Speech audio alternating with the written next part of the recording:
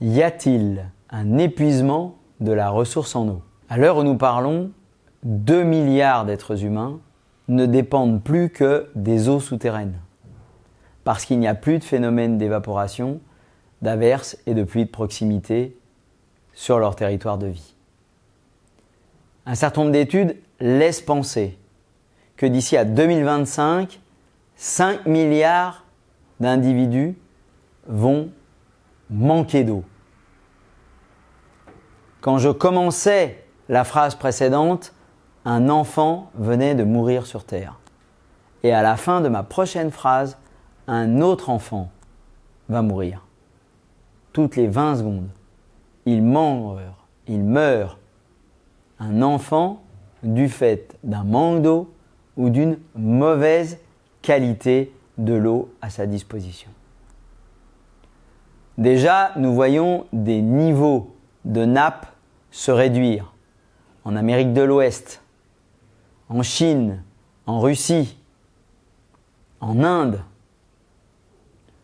On pense toujours que cette question est loin de nous, mais je vois le département du Jura, où pendant 4 mois, en 2018, 32 communes ont été alimentées par camions-citernes.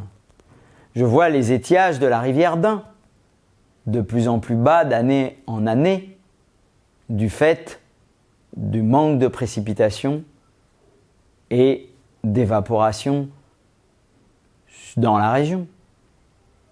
Donc oui, il y a un enjeu d'épuisement de la ressource et il devient urgent de préserver la biodiversité, favoriser les espaces naturels, végétaliser de manière diversifiée les halos de chaleur pour que la nature, à nouveau présente dans les bourgs de village et dans les villes, joue leur fonction de nettoyage de l'air et d'évaporation d'une eau de qualité pour préserver le vivant pour les générations futures.